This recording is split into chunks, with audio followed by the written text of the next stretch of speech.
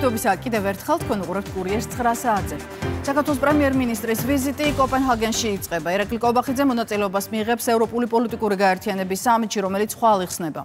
მთავრობის მეთაურმა ვიზიტთან დაკავშირებით კომენტარი მედიასთან გააკეთა. პრემიერის განმარტებით სამიტის ფარგლებში ის ჩაერთვება მრგვალი მაგიდის ფორმატში გამართულ სამუშაო პანელში.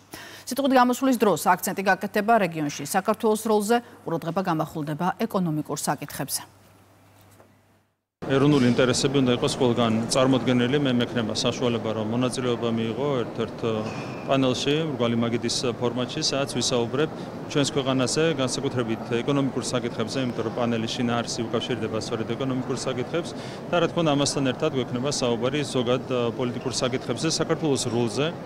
ჩვენს რეგიონში საქართველოს როლზე ევროპისთვის დაკავშირებადობის კუთხით ეს იქნება ძირითადი გზავნილები, რომელსაც გაუზიარებ ჩვენს ევროპულ პარტნიორებს. საქართველოში და პოლიტიკურ დაპირისპირებებში ევროკავშირისა და ნატოს როლი და ქვეყანაში მოქმედი არასამთავრობო ორგანიზაციების გავლენები. საქართველოს პრეზიდენტის ნიუ-იორკში ჩაწერილ ინტერვიუს გავლენიანი ამერიკული გამოცემა Responsible Statecraft ავრცელებს. მიხეილ ყაველაშვილი აღნიშნავს, რომ საქართველოში და პოლიტიკურ დაპირისპირებებში ევროკავშირისა და ნატოს თავდაპირველი ჩართვა დასავლური დაფინანსებით მოქმედი არასამთავრობო ორგანიზაციების როლმა გამოიწვია, რომლებიც მხარს უჭერენ ევროკავშირსა და ნატოში გაწევრიანებას, მაგრამ ამავდროულად სულ უფრო მეტად დაუკავშირდნენ ოპოზიციურ ძალებს. თავად სტატიის ავტორი კი საქართველოში მოქმედი არასამთავრობო ორგანიზაციების გავლენებზე წერს და აღნიშნავს, რომ არასამთავრობო ორგანიზაციების ხელშეკრულებები ევროკავშირსა და USA-თან როგორც წესი მათ პოლიტიკურად ნეიტრალურ როლს ითვალისწინებს, თუმცა მთავრობას ჰქონდა გარკვეული საფუძველი ჩაეთვალა, რომ ევროკავშირის მხრიდან იმ ჯგუფების დაფინანსების გაგრძელება, რომლებიც ხშირ შემთხვევაში უკვე ღიად მთავრობის მოწინააღმდეგე პოლიტიკურ სუბიექტებად იქცნენ, მიუღებელი იყო. ინტერვიუს დროს მიხეილ ყაველაშვილი ასევე აცხადებს, რომ დასავლეთი საქართველოსგან რუსეთთან ომში ჩართვას ითხოვდა, რაც ჩვენ სასიცოცხლო ეროვნულ ინტერესებს ეწინააღმდეგებოდა.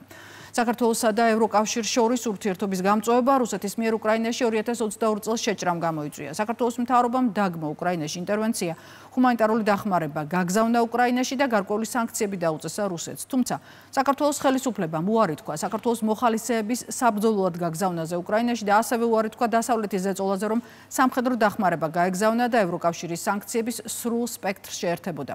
რამაც ახალი ბრალდებები გააჩინა, რომ პრორუსულები არიან, წერია გამოცემა Responsible Statecraft-ში.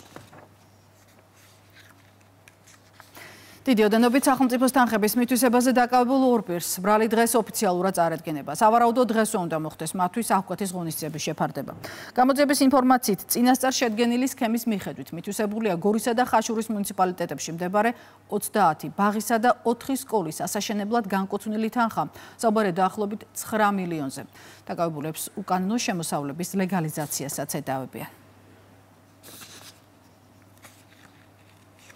დიდი ოდენობით სახელმწიფოს თანხების მითვისების ფაქტზე ჟურნალისტებთან კომენტარი გააკეთა საქართველოს პრემიერ-მინისტრმა ირაკლი კობახიძის თქმით, მომხდარმა დაადასტურა, რომ სხვადასხვა მიმართულებით არსებობს გარკვეული ხარვეზები და ისინი მათ გამოსასწორებლად ყველაფერს აკეთებენ.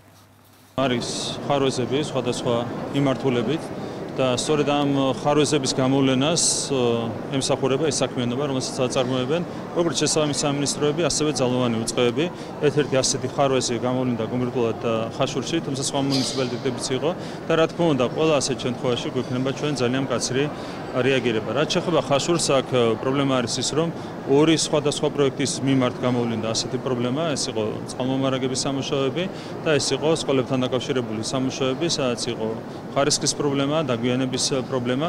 რა თქმა უნდა, ყველა ასეთ შემთხვევაში გჭირდება სათანადო რეაგირება, იმიტომ რომ მოქალაქეები ზარალდებიან ამ ყველაფრით და ამის დაშვება არ შეიძლება. ჩვენ გვყავს ძალიან ძლიერი კანდიდატი ხაშურში, საგანგებოდ შევარჩიეთ ხაშურისთვის ისეთი კანდიდატი, რომელიც განსაკუთრებული გამოცდილებით გამოირჩევა კერძო სექტორში, ის ძალიან მაღალ თანამდებობებს იკავებდა და შესაბამისად აქვს განსაკუთრებული გამოცდილება და ესეც არის ხაშურის მიმართ ჩვენი განსაკუთრებული ყურადღების გამოხატულება.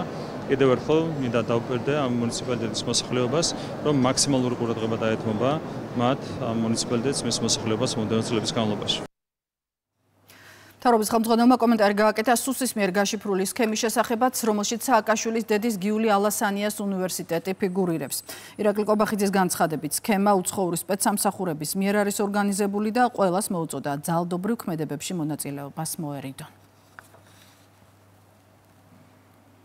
ეს არის უცხოური სპეცსამსახურების სქემა, ამაზე ჩვენ მანამდე ღიად არ ვსაუბრობდით, თუმცა ახლა შეგვიძლია უკვე თამამად და ღიად ვისაუბროთ ამ ყველაფერთან დაკავშირებით.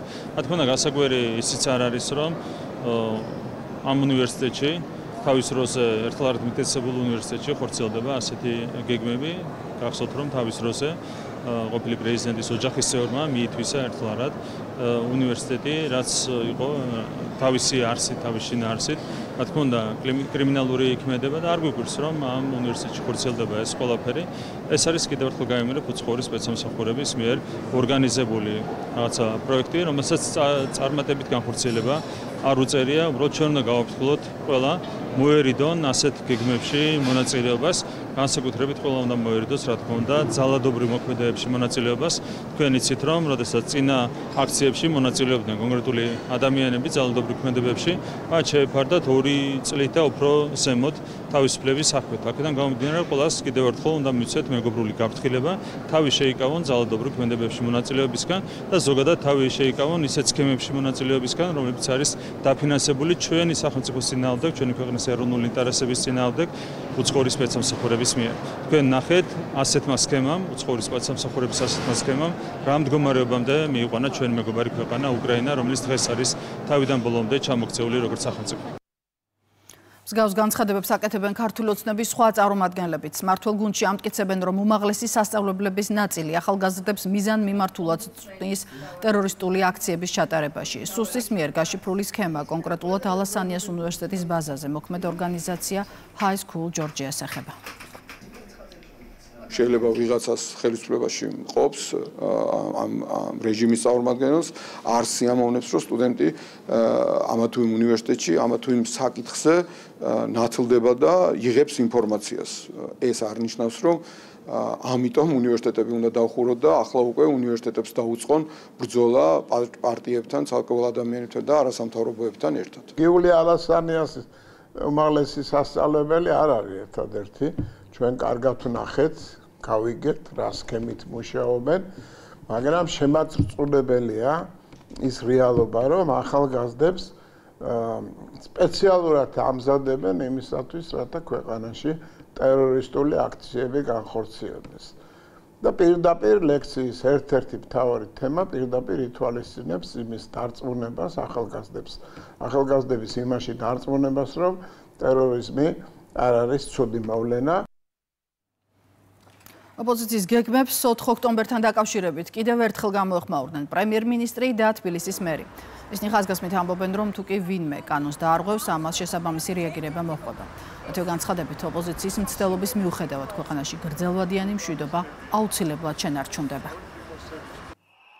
ჩვენ არავის დაბატონება არ გვიხარია, მაგრამ თუ ვინმე დაარღვევს კანონს, ყველას მოუწევს კანონის წინაშე პასუხისგება. ეს არის ჩვენი მეგობრული გაფრთხილება. ყველას წინაშე ჩვენ არ გვჭირდება ახალი სინდისის მოძალადეები ციხეში. შესაბამისად, ყველა კიდევ ერთხელ მინდა გავაფრთხილო, რომ თავი შეიგავონ ისეთი ქმედებებისგან, რომლებიც ითვალისწინებს კანონის მიერ მკაცრ პასუხს. ეს არის ჩვენი ძალიან მკაფიო გაფრთხილება. რა თქმა უნდა, ბადა ბურჯულაძის მიერ დაანონსებული რევოლუცია ვერ იქნება წარმატებული, თუმცა შეიძლება ბევრი ადამიანი იმაზე მეტი ვიდრე წინა შემთხვევაში 30-ზე მეტი, კიდევ უფრო მეტი ადამიანი შეიძლება აღმოჩნდეს გისოსების მიღმა, აქედან გამომდინარე ჩვენი ვალია მათ მიმართ, ისინი ჩვენი მოქალაქეები არიან, ჩვენი ვალია მათ მიმართ, რომ ყველა სათანადოდ გავაფრთხილოთ, მე არ გავგვირდეთ, თუ კანონი მათ ძალიან მკაცრ პასუხს გასცემს. თუ კი რაიმე ბოროტება ხდება ქვეყანაში, სიძულვილი, საზოგადოების დაპირისპირების მცდელობა, პოლარიზაციის გაღრმავება, ყველაფერი არის გარედან თავსმოხვეული.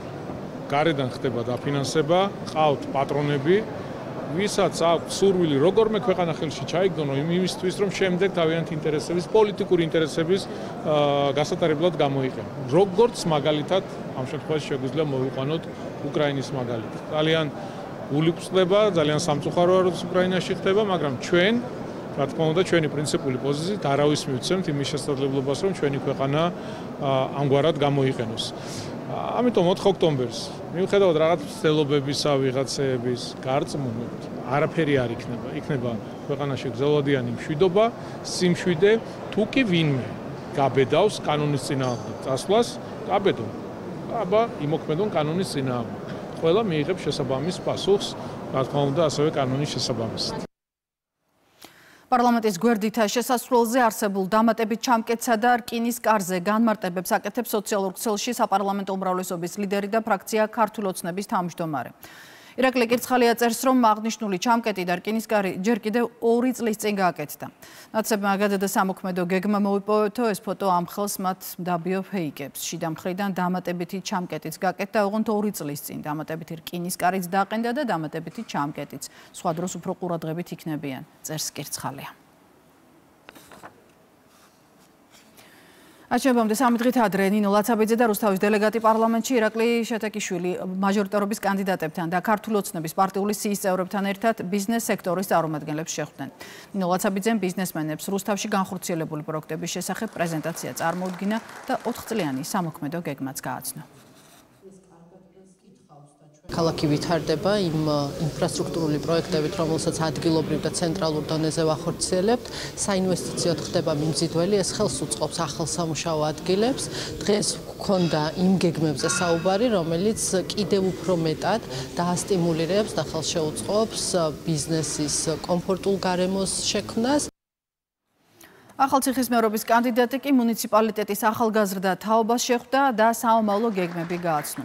არლამ ციკლაურმა მოისმინა მათი მოსაზრებები და დასმულ შეკითხვებსაც უპასუხა. მისი განმარტებით უახლოეს მომავალში ახალციხეში დაგეგმილია კინოკლუბისა და მედიათეკის აშენება. ქალაქში უკვე დასრულებულია სპორტული კომპლექსის მშენებლობა. ჩემი პრიორიტეტი არის სწორედ ახალგაზრდები და მათი უფრო მეტად ჩართულობა თვითმმართველობის საქმიანობაში. გავაცანი ის გეგმები და პროექტები. ძალიან მნიშვნელოვანია ახალგაზრდების ჩართულობა გადაწყვეტილების მიღების პროცესში და დავპირდი, რომ ყველა გადაწყვეტილება იქნება მათთან ერთად მიღებული ჩვენი ქალაქის საკეთილდღეოდ. რა დასკვნა დადეს სპეციალისტებმა ხარაგაულის სოფლების ღვერკისა და ხემაღალთან დაკავშირებით. კომპლექსურ საინჟინრო გეოლოგიური კვლევის შედეგები ადგილობრივებს ხელისუფლების წარმომადგენლებმა გააცნეს. დასკვნაში აღნიშნულია, რომ კილომეტრზე მეტი სიგრძის მეწყერის მიმდებარე ტერიტორიაზე გადაადგილებაც კი საშიშია. სპეციალისტების პროგნოზით საფრთხის ქვეშ არის საავტომობილო გზები და სარკინიგზო მაგისტრალიც. მეწყერული პროცესების მიზეზად ბუნებრივი ფაქტორების სახელდება. ითქვა, რომ სტიქით დაზარალებული თითოეული მოქალაქის შემთხვევას ხელისუფლება ინდივიდუალურად განიხილავს და დახმარების გარეშე არავინ დარჩება. ორი პალეომეწყერი არის საბჭოთა გეოლოგიურ რუკებზეც და ისედაც ჩვენი კვლევის ფარგლებს გამოეკვეთა აქ არის, რომელიც გეოლოგიურ წარსულში არის მოხდა, როდესაც ჯერ ადამიანი საერთოდ არ არსებობდა და არ ცხოვრობდა და ზოგადად ამის მიხედვითაც ჩანდა, რომ ამ ფერდობს აქ ზოგადად ამ მეწყრის მიმართ მიდრეკილება. თუმცა მრავალი ბუნებრივი ფაქტორია და ძირითადად ბუნებრივი ფაქტორები იყო განხილული და კვლევაში დეტალურად არის ასახული, რამაც გამოიწვია ეს მეწყერი. დასრულდა ტექნიკური ნაწილი, წარმოქმნილი იქნა დასკვნა, რაც შეეხება მეორე ნაწილს, რომელიც კომპენსირებას და მოქალაქეების გვერდით დგომას ითვალისწინებს, ამაზე მუშაობა დღემდე არ შეწყვეტილა. ჩვენ შეგვიძლია გადავიდეთ უკვე მეორე საფეხურზე, რაც მოქალაქეთათვის კონკრეტული დახმარებების გაწევას გულისხმობს. და რა გაკეთდა სენაკის მუნიციპალიტეტში ბოლო 4 წლის განმავლობაში სენაკელებს ანგარიში მერმა ჩააბარა. ვახტანგ გადელიას თქმით, ამ პერიოდში მუნიციპალიტეტში 400-ზე მეტი ინფრასტრუქტურული პროექტი განხორციელდა და მასში ჩართულ პირებს მადლობა გადაუხადა. მადლობა მინდა გადაუხადო ჩემს გუნდს, მუნიციპალიტეტის მერიის თითოეულ თანამშრომლს, საკრებულოს თავმჯდომარესა და თითოეულ წევრს იმ მნიშვნელოვანი პროექტების განხორციელებისათვის, რომელიც ერთგუნდად შევძელით გაგვეხორციელებინა სენაკის უკეთესი დღისათვის. ასევე მადლობა მინდა გადაუხადო ცენტრალურ ხელისუფლებას იმ ხარდაჭერისათვის და იმ მნიშვნელოვანი პროექტებისათვის, რომელიც ერთობლივად შევძელით და განვახორციელეთ ჩვენს მუნიციპალიტეტში. ჩვენს გუნდს წინ უმნიშვნელოვანესი გეგმები აქვს, რომელსაც ერთობლივად განვახორციელებთ და შემდეგი 4 წელიც ნაყოფიერი იქნება. ქართული კლასიკური მუსიკის საღამოები ასე ეწოდება კონცერტების სერიას, რომელიც მთელი წლის განმავლობაში თბილისსა და საქართველოს რეგიონებში იმართება. შავი ზღვისპირა კურორტმა გუშინ გიგი პიანომენის კონცერტს უმასპინძლა. პიანისტმა ქართული კომპოზიტორების ნაწარმოებები შეასრულა. მუსიკოსმა თამარ ლიჩელმა კი ფესტივალის ფარგლებში ახალგაზრდა პიანისტებთან გამართა მასტერ-კლასები. სულ მალე ფესტივალი უკვე ბორჯომში გადაინაცვლებს.